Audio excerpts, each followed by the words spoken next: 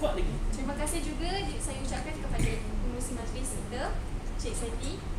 Pada hari ini saya akan berkongsi dengan anda tentang tajuk saya pada hari ini, iaitu gabungan fizikal, intelektual, emotional. Gabungan tiga elemen ini untuk menjadi seorang manusia. Tadi Cik Idora sudah mengatakan kepada anda 5 elemen. Yang saya petik cuma 3 elemen sahaja, iaitu dari segi emotional, fizikal dan juga intellectual. Terima kasih. Mula-mula kalau saya nak terangkan tiga maksud ni, anda semua sudah sedia maklum dengan tiga perkataan ini.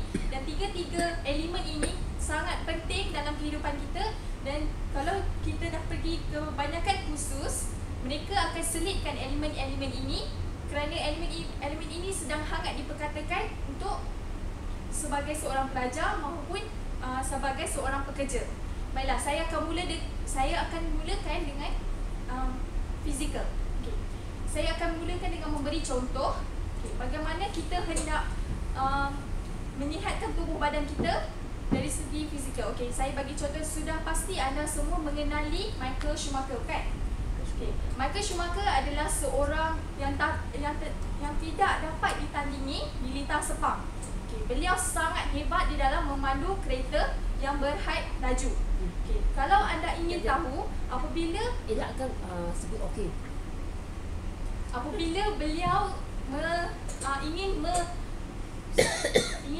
berada di selekoh kanan atau kiri, setiap kali berada di litar tersebut, beliau seolah-olah memikul satu beban batu di sebelah kanan dan kiri leher beliau, seolah-olah bila kita memandu kereta secara laju, cuba bayangkan kita hanya memandu 120 yang paling laju di jalan raya pada tahap had laju yang dibenarkan. Tetapi di lintas sepang, Michael Schumacher apabila memandu dengan kadar had laju sebegitu, beliau seolah-olah memegang beban di leher beliau yang sangat berat, dan bagaimana beliau mengatasinya adalah dengan cara hidup yang sihat.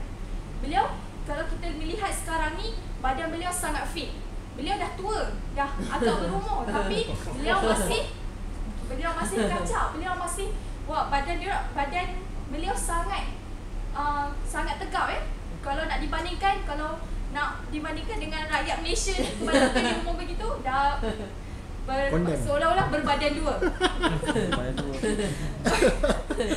Okey, bukan itu sahaja, beliau mengamalkan pemakanan diet yang sangat seimbang. Beliau, kalau kita lihat, kehidupan beliau sangat ceria.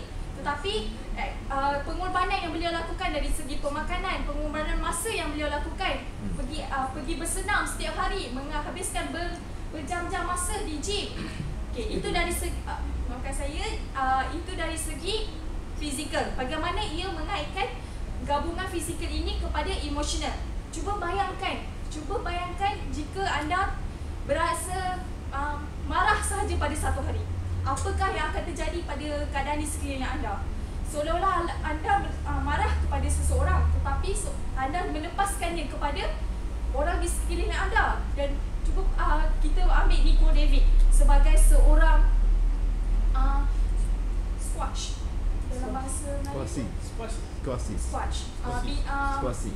Squash. Ketika beliau dalam perlawanan ataupun Lee Chong Wei dalam pertandingan atau perlawanan, bayangkan sebelumnya beliau dimarah teruk oleh jurulatih. Kononnya beliau jurulatih akan cakap, hari ini pencapaian dah teruk. Jadi bagaimana ia akan mengatasi perasaan Lee Chong Wei dan ataupun Nico David ketika itu? Perasaan yang kecewa terhadap jurulatih akan menguasai tahap perlawanan mereka pada hari perlawanan tersebut.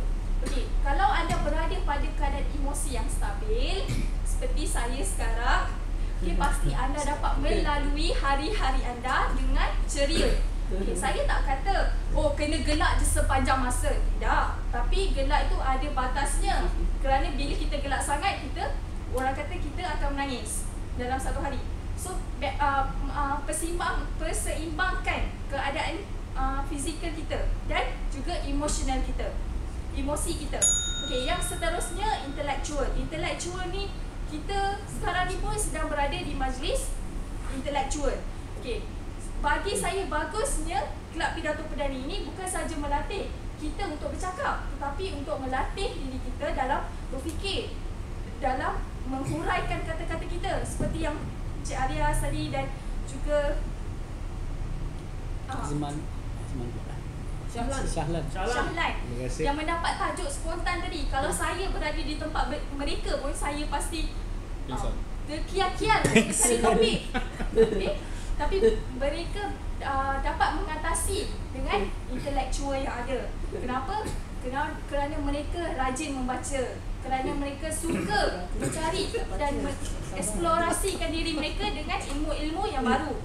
Okey, saya di sini saya ingin memberikan satu contoh, iaitu seorang pelajar yang mendapat 21A di dalam SPM. Bapa dia seorang penari. Nelayan, maafkan saya. Bapaknya seorang nelayan. Rumahnya sangat buruk, seolah-olah bocor sana sini, tak ada tempat, seolah-olah tak ada tempat perlindungan bagi beliau.